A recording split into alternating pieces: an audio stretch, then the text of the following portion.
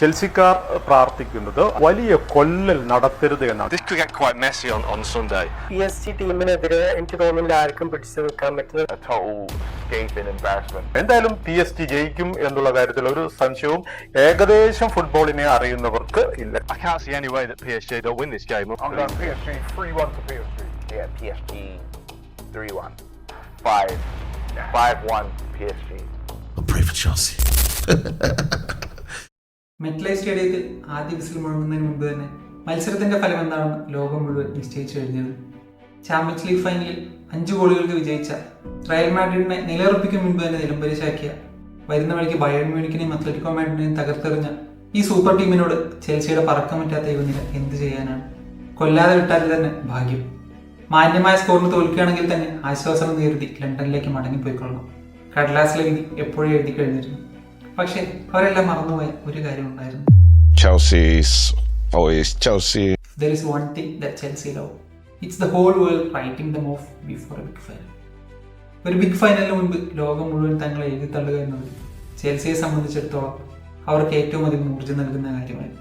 ഉദാഹരണങ്ങൾ തേടി ചരിത്രത്തിന്റെ താളുകൾ ഒരുപാടൊന്നും മറിക്കേണ്ടി വരില്ല നമുക്ക്. ക്യാമ്പ് നൂ വിത്ത് only 10 men. Bayern Munich in their backyard.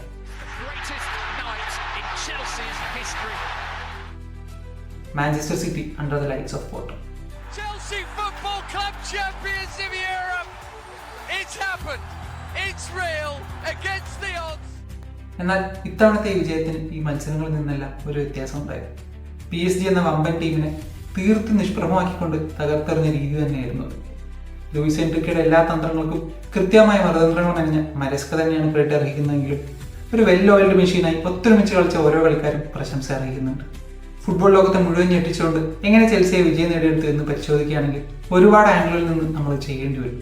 കാരണം അതിൽ മരസ്കയുടെ ടാക്ടിക്സ് ഉണ്ട്, കോൾ പാമറിന്റെ ഷിയർ ക്ലാസ് ഉണ്ട്, ജോവ പെഡ്രോയുടെ അപ്രതീക്ഷിതമായ കടന്നുവരവുണ്ട്.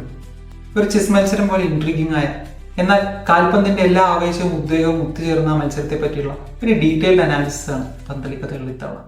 മത്സരം തുടങ്ങുന്നതിന് മുൻപേ PSG തന്നെയാണ് കൃത്യമായ ഫേവറേറ്റ് എന്നുള്ള കാര്യത്തിൽ സംശയമൊന്നുമില്ല. കാരണം അവരുടെ പ്ലെയേഴ്സ് എല്ലാം മികച്ച ഫോമിലാണ്. കംപ്ലീറ്റ് 11 മിഡിൽ ക്ലാസ് പ്ലേയേഴ്സിനെ കൊണ്ട് നിറഞ്ഞിരിക്കുകയാണ്. അവരുടെ ഫോർവേഡ് ലൈൻ ഭയങ്കര പേസ് ആയിട്ടുള്ള സ്കിൽഫുൾ ആയിട്ടുള്ള നല്ല ഫ്ലെയറുള്ള പ്ലെയേഴ്സാണുള്ളത്. മിഡ്ഫീൽഡ് ആണെങ്കിൽ എതിരാളികൾക്ക് പന്ത് പോലും കൊടുക്കില്ല എന്നുള്ള കുപ്രസിദ്ധി ആർജിച്ച 3 പേരാണുള്ളത്. ഡിഫൻസിലാണെങ്കിൽ 2 ഫുൾ ബാക്സ് പല ടീമിലെയും വിന്നേഴ്സിനേക്കാളും ഫ്ലെയറും പേസും ഗോൾ സ്കോറിംഗും എല്ലാം ഉള്ള കളിക്കാരായിരുന്നു. അതുകൊണ്ട് തന്നെ ചെൽസിയെ സംബന്ധിച്ചിടത്തോളം മത്സരം നന്നായിട്ട് സ്റ്റാർട്ട് ചെയ്യുക എന്നുള്ളത് ഭയങ്കര ഇമ്പോർട്ടൻ്റ് ആയിരുന്നു. കാരണം PSG ഒരു തവണ മത്സരത്തിന്റെ നിയന്ത്രണം കിട്ടിക്കഴിഞ്ഞാൽ പിന്നെ അതിലേക്ക് തിരിച്ചു പോകുന്നത് വളരെ ബുദ്ധിമുട്ടായിരിക്കും. മരസ്ക നേരത്തെ മനസ്സിലാക്കിയിട്ടുണ്ട്. അതുകൊണ്ട് തന്നെ അവരുടെ പ്ലാൻ തുടക്കത്തിലെ വളരെ അഗ്രസീവായി പ്രസ് ചെയ്തുകൊണ്ട് PSG സമ്മർദ്ദത്തിലാഴ്ത്തുക എന്നുള്ളതായിരുന്നു. കിക്ക് ഓഫിന്റെ ഫസ്റ്റ് സെക്കൻഡ് തൊട്ട് തന്നെ ചെൽസി പ്ലേയേഴ്സ് എല്ലാവരും വളരെ കൃത്യമായി അഗ്രസീവായി മാൻ ടു മാൻ പ്രസ് ചെയ്യുന്നത് നമുക്ക് കാണാൻ പറ്റും. ഇത് PSG പ്ലേയേഴ്സിനെ വല്ലാതെ സമ്മർദ്ദത്തിലാക്കുന്നുള്ളത് നമുക്ക് കളി നോക്കിക്കഴിഞ്ഞാൽ മനസ്സിലാവും. ആദ്യത്തെ ഒരു 10 മിനിറ്റിനകം തന്നെ ഡെമ്പലെ അടക്കമുള്ള പല പ്ലേയേഴ്സും വളരെ ഫ്രസ്ട്രേറ്റഡ് ആയിട്ടും വളരെ ടയർഡായിട്ടും നിൽക്കുന്നത് നമുക്ക് കാണുന്നുണ്ട്. മത്സരത്തിന് ശേഷം എൻസോ മരസ്ക പറഞ്ഞത് നമ്മൾ ഇതുമായിട്ട് കൂട്ടി തന്നെ വായിക്കാം. ആദ്യ 10 മിനിറ്റിൽ നമ്മൾ മത്സരം വിജയിച്ചു കഴിഞ്ഞിരുന്നു എന്നുള്ളതാണ്. ഇത് കേൾക്കുമ്പോൾ കുറച്ചൊരു ഫാർ ഫെച്ച്ഡ് ആയിട്ടുള്ള സ്റ്റേറ്റ്മെന്റ് ആയിട്ട് തോന്നുമെങ്കിലും കറക്റ്റായിട്ട് മത്സരം സ്റ്റാർട്ട് ചെയ്ത് കഴിഞ്ഞാൽ PSG തോൽപ്പിക്കാൻ നമുക്ക് നല്ല ചാൻസ് ഉണ്ടെന്നുള്ളത് മരസ്ക നേരത്തെ മനസ്സിലാക്കിയിരുന്നു. 4-3 ശൈലിയിൽ ഇറങ്ങിയ PSG-ക്കെതിരെ പേപ്പറിൽ ഒരു 4-2-3-1 എന്ന ഫോർമേഷനാണ് ചെൽസി സ്വീകരിച്ചെങ്കിലും പലപ്പോഴും ഒരു 3-2-5 എന്ന ഫോർമേഷനിലേക്കാണ് ചെൽസി കൂടുതൽ നീങ്ങിയത്. 2 സെന്റർ ബാക്സിനെ വളരെ ആക്റ്റീവായിട്ട് പ്രസ് ചെയ്തുകൊണ്ട് ജോവ പെഡ്രോ റൈറ്റ് വിങ്ങറായിട്ടാണ് സ്റ്റാർട്ട് ചെയ്യുന്നതെങ്കിലും പലപ്പോഴും മിഡിലേക്ക് ഡ്രിഫ്റ്റ് ചെയ്യുന്ന കോൾ പാമർ, PSG-യുടെ മുന്നേറ്റങ്ങളുടെ തുടക്കക്കാരനായ വിറ്റിനെ വിടാതെ പ്രസ് ചെയ്തുകൊണ്ട് എൻസോ, ഒരു ഡബിൾ പിവട്ട് എന്ന പോലെ Caicedo and Reece James. Malo ഗുസ്റ്റോ ഒരു റൈറ്റ് ബാക്ക് ആയിട്ടാണ് കളത്തിലിറങ്ങിയെങ്കിലും പലപ്പോഴും ഒരു റൈറ്റ് വിങ്ങറായിട്ട് വളരെ വൈഡ് ആൻഡ് ഹൈ ആയിട്ടാണ് അദ്ദേഹം കളിച്ചിരുന്നത്.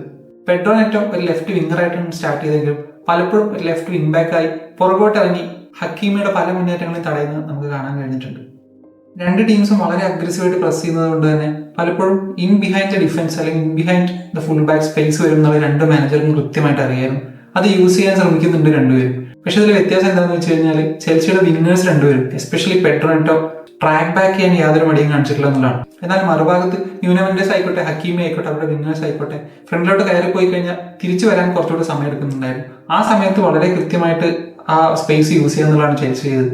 ചെൽസിയുടെ 3 ഗോളുകളും അതിന് മുൻപേ ഉണ്ടായിരുന്ന പല ചാൻസുകളും ഈ റൈറ്റ് വിങ്ങിൽ ഉണ്ടാക്കിയെടുത്ത സ്പേസിലൂടെയാണ് വരുന്നത് എന്നുള്ളത് കാണാൻ പറ്റും. അങ്ങനെ ചെൽസി വളരെ അഗ്രസീവായിട്ട് ഫ്രണ്ട് ഫുട്ടിൽ പ്രസ് ചെയ്യുന്നുണ്ടായിരുന്ന മറ്റൊരു ഇഷ്യൂ അവരുടെ സെൻട്രൽ ബാക്സ് പലപ്പോഴും അവർക്ക് അസൈൻ ചെയ്ത പ്ലേയേഴ്സിന്റെ കൂടെ അപ്പുറത്തെ ഹാഫിലേക്ക് വരെ പ്രസ് ചെയ്ത് കയറുന്നത് നമുക്ക് കാണാൻ പറ്റും. ഇതെപ്പോഴും ആ സെൻട്രൽ ബാക്ക് ഒഴിച്ചിട്ട പൊസിഷനിൽ ഒരു വലിയ സ്പേസ് ഉണ്ടാക്കും. പലപ്പോഴും PSG റണ്ണറായിട്ടുള്ള ഫാബിയൻ ലൂയിസ് ആ സ്പേസ് എക്സ്പ്ലോയിറ്റ് ചെയ്യാൻ യൂസ് ചെയ്യുന്നുണ്ട്. അദ്ദേഹം വളരെ കൃത്യമായ ക്രോസ് എക്രോസ് ദ ഗോളിൽ കൊടുക്കുന്നുമുണ്ട്. അവിടെ ഡെസേരിയുടെ ഒരു നിമിഷാർദ്ധത്തിലെ ഒരു ഇൻഡിസിഷൻ എന്നൊക്കെ നമുക്ക് വേണമെങ്കിൽ പറയാം. അത് കൃത്യമായിട്ട് മുതലെടുത്ത കുക്കുറേലയുടെ ആ ടാക്കിൾ, ആ ഇന്റർസെപ്ഷൻ വളരെ ഇമ്പോർട്ടന്റ് ആയിരുന്നു. കുക്കുറയുടെ ഡിഫെൻഡിങ് അവിടെ ശരിക്കും അപ്ലോഡ് ചെയ്യേണ്ടതാണ്. കാരണം അയാളുടെ ബോഡി ലാംഗ്വേജ് അവിടെ ശ്രദ്ധിച്ചാൽ മനസ്സിലാവും. പുള്ളി ആ ഷോട്ടിനെ ബ്ലോക്ക് ചെയ്യാന്നുള്ള പോലെയാണ് ആദ്യം നിൽക്കുന്നത്. പക്ഷേ നാംസ് പാസ് ചെയ്തെന്ന് മനസ്സിലായി ആ സമയത്ത് തന്നെ ബോഡി വെയിറ്റ് ഷിഫ്റ്റ് ചെയ്തുകൊണ്ട് ആ പാസിനെ ഇന്റർസെപ്റ്റ് ചെയ്യുന്നത് നമുക്ക് കാണാൻ പറ്റും.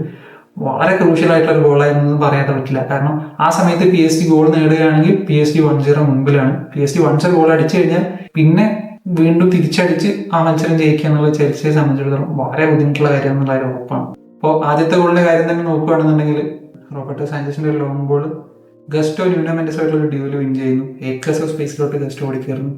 ആദ്യത്തെ ഷോട്ട് PSG ഡിഫൻസ് ബ്ലോക്ക് ചെയ്യുന്നുണ്ടെങ്കിലും അതിനുശേഷം കിട്ടുന്ന ബോൾ വളരെ കൃത്യമായിട്ട് വീണ്ടും സെന്ററിൽ ഫ്രീ ആയിട്ട് നിൽക്കുന്ന കോൾ പാമറിലോട്ട് ഗസ്റ്റോ പാസ് ചെയ്യുന്നു. അത്തരം ഏരിയാസിൽ തന്റെ ലെഫ്റ്റ് ഫുട്ടിൽ പന്ത് കിട്ടിക്കഴിഞ്ഞാൽ പാമർ എന്താ ചെയ്യുക എന്നുള്ളത് നമ്മൾ ഒരുപാട് തവണ കണ്ടിട്ടുള്ളതാണ്. അത് തന്നെ പാമർ അത്തവണയും ചെയ്യുന്നു. യാതൊരു തരത്തിലുള്ള ടെൻഷനും ഇല്ലാതെ വളരെ കാമായിക്കൊണ്ട് ഷൂട്ട് ചെയ്യുമ്പോൾ നിൽക്കാതെ പാമർ പോസ്റ്റിന്റെ ഇടതു മുന്നിലേക്ക് പന്തിനെ പാസ് ചെയ്യുകയാണ് ചെയ്യുന്നത്. ഇത്രയും വലിയൊരു ബിഗ് ഫൈനലിൽ പോസ്റ്റിന്റെ ഫ്രണ്ടിൽ ഇത്രയും കമ്പോഷർ കാണിക്കാൻ ഈ ഏജിൽ കഴിയുന്ന പ്ലേയേഴ്സ് അധികം ഉണ്ടാവും എന്ന് ചോദിച്ചു കഴിഞ്ഞാൽ സംശയം. ആ ഗോളിന്റെ ആഘാതത്തിൽ നിന്നും PSG മോചിതരാകുന്നതിന് മുൻപ് തന്നെ രണ്ടാമത്തെ ഗോളും വന്നു കഴിഞ്ഞിട്ടുണ്ട്. ഇത്തവണ ന്യൂനോ മെൻഡസിന്റെ പുറകിലായിട്ടുള്ള സ്പേസിലോട്ട് പാമറാണ് ഓടി കയറുന്നത്. പൊസിഷൻ റൊട്ടേഷൻ കാരണം പാമറിനെ ഡിഫെൻഡ് ചെയ്യാൻ ശ്രമിക്കുന്നത് വിറ്റീഞ്ഞാണ്. ആ ഒരു സ്പേസിൽ തന്റെ ലെഫ്റ്റ് ഫുട്ടിലേക്ക് ഷിഫ്റ്റ് ചെയ്യുന്ന പാമറിനെ ഒന്നും വിറ്റീഞ്ഞെ പോലെ പ്ലെയറിന് ഒന്നും ചെയ്യാൻ പറ്റില്ലെന്ന് നമുക്കറിയാം. വീണ്ടും പാമർ തന്റെ കമ്പോഷറും കൂൾനെസ്സും കാണിച്ചുകൊണ്ട് ഈസി ആയിട്ട് ആ പന്ത് പോസ്റ്റിന്റെ സെയിം കോർണറിലോട്ട് കഴിഞ്ഞ ഗോളിന്റെ ഒരു ആവർത്തനം പോലെ അതേ സൈഡിലേക്ക് പാമർ പന്തിന് അനായാസമായിട്ട് തട്ടിയിട്ടാണ്. It was almost game over by then. കാരണം PSG കളിക്കാരെല്ലാം മാനസികമായിട്ട് അപ്പോഴത്തേക്കും തകർന്നു കഴിഞ്ഞിരുന്നുള്ളത് നമുക്ക് കളി കണ്ടു കഴിഞ്ഞാൽ മനസ്സിലാവും. 2-0 എന്ന ലീഡ് നിലനിർത്തിക്കൊണ്ട് ഹാഫ് ടൈമിലോട്ട് പോകുകയാണെങ്കിൽ അതൊരു നല്ല മുന്നേറ്റമായിരിക്കും ചെൽസി ഫാൻസ് തന്നെ വിചാരിക്കുന്ന സമയത്താണ് മൂന്നാമത്തെ ഗോൾ വരുന്നത്. മൂന്നാമത്തെ ഗോളിലേക്കും മാലോ ഗസ്റ്റോ റൺ ഇവിടെ വളരെ ഇമ്പോർട്ടൻ്റ് ആണ്. ഒരു റൈറ്റ് ഇങ്ങനെ പോലെ വളരെ അഡ്വാൻസ്ഡ് ആയിട്ട് റൺ എടുക്കുന്ന ഗസ്റ്റോയും പാമർ ഒരുമിച്ച് വരുന്നതുകൊണ്ട് ഇതിൽ ആരെ മാർക്ക് ചെയ്യണം എന്നുള്ളൊരു കൺഫ്യൂഷൻ യൂണിമെന്റസിൽ ആ മൂവിലുടനീളുണ്ട്. അത് കൃത്യമായിട്ട് മുതലാക്കുന്ന പാമർ സെൻട്രലിലൂടെ ജോവാ പെഡ്രോയ്ക്ക് ഒരു ബ്യൂട്ടിഫുൾ ആയിട്ടുള്ള ത്രൂ ബോൾ നൽകുകയും ജോവാ പെഡ്രോ ഗോൾ കീപ്പർ ഡൊണറുമെ നിഷ്പ്രഭനാക്കിക്കൊണ്ട് ഒരു ചീക്കി ഡിങ്ക്, ഒരു ബിഗ് ഫൈനലിലൊക്കെ ഒരു ഇൻസൾട്ട് എന്നൊക്കെ പറയാവുന്ന രീതിയിൽ ചീക്കി ഡിങ്ക് പോസ്റ്റിലേക്ക് ഇടുകയും ചെയ്യാണ്. അതുപോലെ തന്നെ മത്സരം പൂർണ്ണമായിട്ടും അവസാനിച്ചിരുന്നു. പിന്നെ ഒരു തിരിച്ചു വരൊന്നും PSG സംബന്ധിച്ചിടത്തോളം കഴിയില്ല എന്നുള്ളത് ഏറെക്കുറെ എല്ലാവർക്കും മനസ്സിലായി കഴിഞ്ഞായിരുന്നു. ചെൽസിയെ സംബന്ധിച്ചിടത്തോളം ഇത് വെറും ഒരു ട്രോഫി വിൻ മാത്രമല്ല, അവരുടെ കുറച്ച് കാലങ്ങളായിട്ടുള്ള സ്ട്രാറ്റജിയുടെ അതുപോലെ എൻസോ മാരസ്കയുടെയും പതുക്കെയുള്ള ടാക്ടിക്കൽ എവല്യൂഷന്റെ ഒരു കൾമിനേഷൻ ആയിട്ടാണ് ഈ വിജയത്തെ കാണാൻ കഴിയുക. കാരണം പ്രീമിയർ ലീഗിൽ തന്നെ സീസണിന്റെ അവസാനത്തെ കുറച്ച് മത്സരങ്ങൾ എടുത്തിച്ചാൽ നമുക്ക് മനസ്സിലാവും ചെൽസിയുടെ ഡിഫൻസീവ് ഷേപ്പ് വളരെ കോമ്പാക്റ്റ് ആയിട്ടുണ്ടായിരുന്നു. അധികം ഗോളുകൾ വഴങ്ങാത്ത ടീമായിട്ട് ചെൽസി ഓൾറെഡി മാറിയിട്ടുണ്ടായിരുന്നു. മാത്രമല്ല മെന്റാലിറ്റിയിലും നല്ലൊരു ഷിഫ്റ്റ് നമുക്ക് കാണാൻ കഴിയുമായിരുന്നു. ചെൽസി പലപ്പോഴും 1-2 ഗോളുകൾക്ക് പുറകിലായ ശേഷം തിരിച്ചു വരാൻ വിമുഖത കാണിച്ചിരുന്ന ടീമിൽ നിന്ന് മാറി ഒരുപാട് കംബാക്സ് നടത്തുന്ന ടീമായിട്ട് മാറി ടോപ്പ് 4 ഈസിയായിട്ട് അച്ചീവ് ചെയ്തു. കോൺഫറൻസ് ലീഗിന്റെ ഫൈനലായി കഴിഞ്ഞാലും ബെറ്റിസിനെതിരെ ആദ്യം ഒരു ഗോളിന് പുറകിലായ ശേഷം വളരെ ഈസി ആയിട്ട് മത്സരത്തിലേക്ക് തിരിച്ചു വരികയും കൃത്യമായിട്ട് ഡോമിനേറ്റ് ചെയ്തുകൊണ്ടാണ് മത്സരം ജയിക്കുകയും ചെയ്തു. അതിനുശേഷമാണ് ഈ ക്ലബ് വേൾഡ് കപ്പ് എന്നുള്ള ടൂർണമെന്റ് വരുന്നത്. ഇതും ഈ ടൂർണമെന്റിന് തുടക്കം തൊട്ട് ശ്രദ്ധിച്ചാൽ നമുക്ക് മനസ്സിലാവും മാരസ്കയുടെ ടാക്ടിക്കൽ എവല്യൂഷൻ. കാരണം അവർ പതുക്കെ സ്റ്റേബിൾ ആയിട്ട് വരുന്നുണ്ടായിരുന്നു. ഒബ്വിയസ്ലി അവിടുത്തെ വെതർ കണ്ടീഷൻസ് ഒക്കെ ആയിട്ട് യൂസ്ഡ് ആവാൻ കുറച്ച് സമയം എടുത്തിട്ടുണ്ടാവാം.